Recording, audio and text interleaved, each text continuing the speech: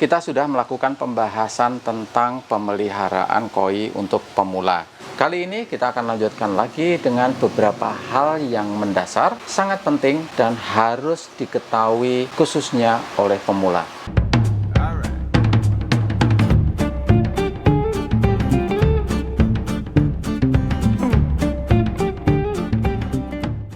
Paman dan bibi, para pecinta dan peminat koi, nama saya Keko, saya adalah perancang kolam koi.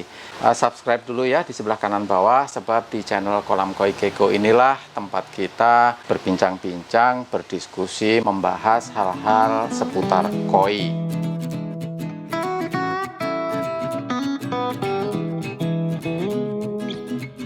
Ada beberapa hal yang akan kita bahas kali ini. Yang pertama adalah tujuan kita memelihara koi itu apa? Tujuan sebenarnya berbeda-beda antara yang pemula dengan yang sudah pengalaman. Masing-masing mempunyai tujuannya sendiri-sendiri. Tujuan yang sahih untuk pemula itu apa? Yang kedua, kita perdalam lagi tentang pakan. Waktu itu sudah kita bahas memang, tetapi sekarang kita akan perdalam lagi.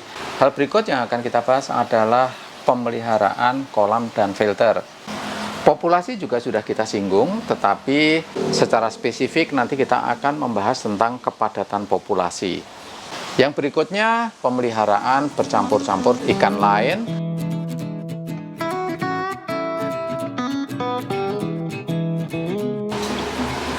Khusus untuk pemula, saya sudah singgung, sebaiknya kita cukup rendah hati untuk mengakui bahwa kita masih pemula. Untuk pemula, tujuan yang sahih dalam pemeliharaan koi sebenarnya hanya ada satu, membuat koinya menjadi sehat. Ada tujuan-tujuan yang lain, membuat koinya tumbuh cepat, menjadi jumbo, kualitasnya bagus, bisa menang di show. Itu juga tujuan yang sah dalam pemeliharaan koi. Tapi kalau kita masih di tahap awal menekuni hobi berkoi, sebaiknya tujuan kita semata-mata untuk membuat koinya jadi sehat. Sehat itu seperti apa sebenarnya? Yang pertama adalah morbiditas. Tingkat sakitnya populasi. Berapa banyak koi yang sakit, seberapa parah penyakitnya, morbiditasnya harus serendah mungkin. Kemudian yang kedua, mortalitas. Ini adalah konsekuensi dari morbiditas. Mortalitas adalah tingkat kematian. Nah, misalnya Anda memelihara 10 ekor koi. Dalam waktu 1 tahun, yang mati 2 di antara 10 ekor. Berarti mortalitasnya adalah 20%. Kalau kita bisa menekan mortalitas tahunan di bawah 30%, untuk pemula itu sudah bagus. Dengarkan nasihat dari Paman Erik Fitrianto, seorang breeder kawakan Koi Raya Koi Farm di Yogyakarta. Punya kolam pasti dulu, nomor 1. punya kolam dulu, sistem filtrasinya yang oke, harusnya yang benar. Beli ikan koi dulu, terus berusaha untuk dia tetap bisa hidup. Itu dulu. Punya pengalaman ikan itu pernah sakit sampai berhasil hidup, nah itu baru oke. Tapi kalau mati, beli lagi. Apapun yang kita lakukan, tujuannya adalah koinya menjadi sehat, bahagia. Ada 3 hal yang berpengaruh terhadap sehat tidaknya koi kita. Nomor 1, air. Nomor 2, air. Nomor 3, air.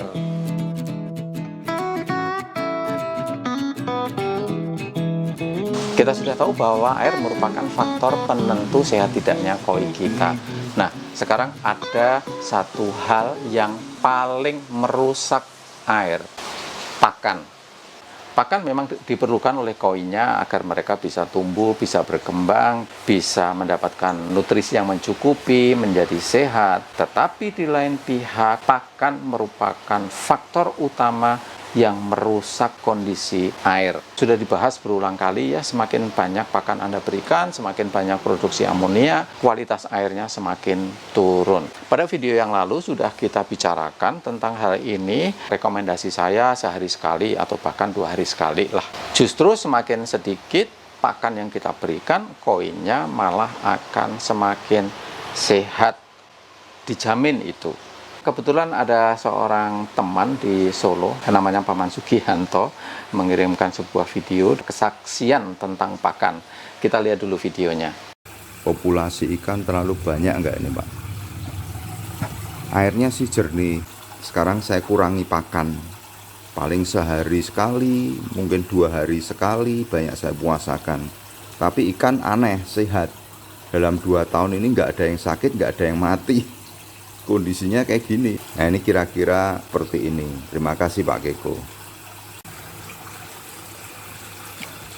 Tapi tentu Anda tidak akan mau ketinggalan. Koinnya orang lain tumbuh cepat, jadi besar, dan itu memerlukan jumlah pakan yang lebih banyak dari yang biasa kita berikan. Itu tidak ada masalah.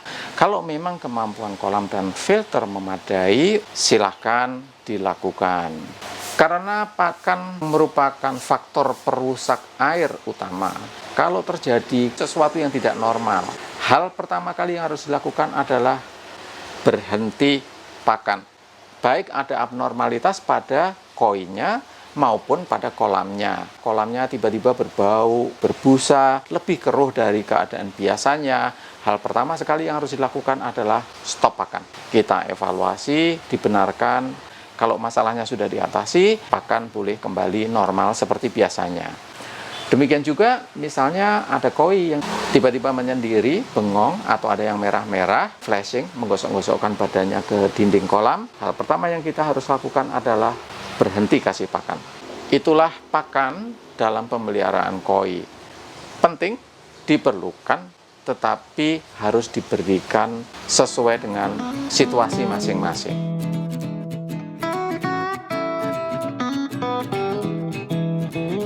Pemeliharaan kolam itu sebenarnya seperti apa, seberapa sering, harus melihat kepada kolamnya, melihat kepada beban kolam, seberapa banyak populasi, seberapa banyak pakan.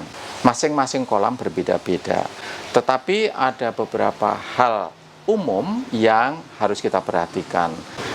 Dalam pemeliharaan kolam ini sebaiknya kita membagi kolam kita menjadi 3 bagian. Bagian pertama adalah pre-filter dan penjernih air, yaitu NEM water polisher. Bagian yang kedua adalah filter biologis, dan bagian ketiga adalah kolam. Pemeliharaan kita bedakan pada ketiga hal tersebut. Pada pre-filter dan water polishing, dibersihkan sesering mungkin. Umumnya mingguan atau 2 mingguan sudah cukup. Kemudian filter biologis, semakin jarang disentuh, semakin jarang dicuci, semakin baik. Tapi bagaimanapun harus diperhatikan kondisinya juga. Kalau memang kotor, banyak akumulasi lumpur, ya harus dibersihkan.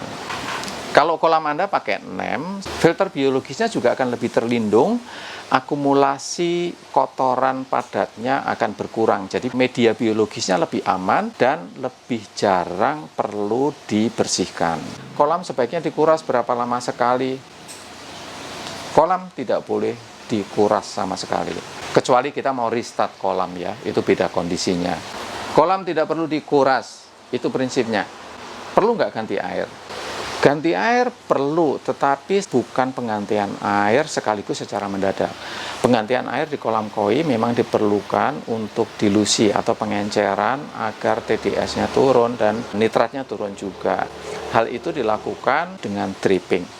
Dripping itu pengucuran air kecil terus-menerus 247, 24 jam sehari, 7 hari seminggu. Seberapa besar kucurannya? 2-5% dari total volume kolam dalam waktu 24 jam.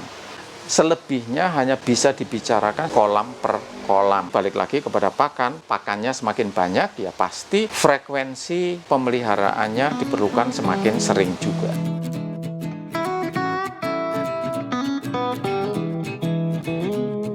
Tentang kepadatan populasi, memang sudah berulang kali saya sampaikan bahwa sebaiknya kolam koi tidak terlalu padat. Patokannya gimana? Kalau Anda memelihara koi yang ukurannya sampai dengan 15 cm, sebaiknya dalam 1 ton air, maksimum jumlah yang dipelihara adalah 15 ekor. 20 ekor sih tidak ada masalah, dengan asumsi kualitas air memang benar-benar prima. Semua parameter terjamin terpenuhi dengan baik. Kalau yang Anda pelihara secara rata-rata 25 cm-an, jumlahnya turun drastis. Per ton air hanya boleh menampung 5 ekor. 7-8 ekor per ton boleh, tapi asumsinya sama ya, kondisi air harus prima. Untuk koi sampai dengan 50-an cm, per ton air hanya bisa menampung 2. Satu lebih bagus sebenarnya, 2 ekor per ton masih oke. Kalau lebih dari 50 cm, 60-70, 1 ton ya cuma 1 ekor. Malah 2 ton untuk 1 ekor lebih baik. Kolam saya yang ada di depan ini 3 ton kapasitasnya, nanti kita lihat ya, sudah terlalu padat. Koi hasil pemijahan sendiri sekarang sudah rata-rata 10 cm-an ke atas, ada yang hampir 15 cm. Jumlahnya kurang lebih 100 ekor sudah terlalu padat. 3 ton itu bisa sampai 40-45 ekor masih oke. Makanya dalam waktu dekat harus banyak yang dikurangi. Salah satu pengurangannya melalui giveaway nanti untuk para subscriber di channel Kolam Koi Keko. Dan juga untuk para follower di Instagram Kolam Koi Keko. Sementara kolam saya yang di belakang total kapasitas 30-an ton lah kolamnya ya. Isinya 14 ekor dan itu saya juga merasa sudah terlalu padat. Harus dikurangi lagi. Yang paling besar 70 cm. Yang di bawahnya nggak jauh lah, nggak ada yang kecil, bener nggak ada. Saya pengennya sih isinya cuma 8 atau 10 ekor aja, nggak lebih. Koi boleh nggak sih dicampur sama patin atau ikan yang lain? Ini adalah pertanyaan yang umum kok. Secara teknis tidak ada masalah. Sejauh ikan yang dipelihara itu bukan ikan-ikan yang teritorial. Sebab mereka menjadi galak, mengusir semua makhluk yang mendekat ke dia. Arwana saya kira teritorial ya. Nila dan jenis-jenis tilapia teritorial juga. Kalau ikan mas enggak lah, jelas karena itu satu spesies sama koi. Komet oke, enggak ada masalah. Saya juga pernah pelihara patin di kolam koi saya yang di depan itu, campur dengan beberapa koi. 2002 atau 2003 kena KHV mati semua habis, jadi udah malas pelihara koi. Tinggal 2 ekor aja, kemudian saya campur sama patin. Ya, patin kelihatannya serem tapi tidak teritorial, tidak agresif. Secara teknis seperti itu. Hanya saja untuk kita bisa memelihara koi, kita memerlukan sumber daya yang tidak mudah, tidak murah sebenarnya. Sayang kolamnya aja kalau menurut saya. Jadi silahkan dipertimbangkan sendiri soal itu.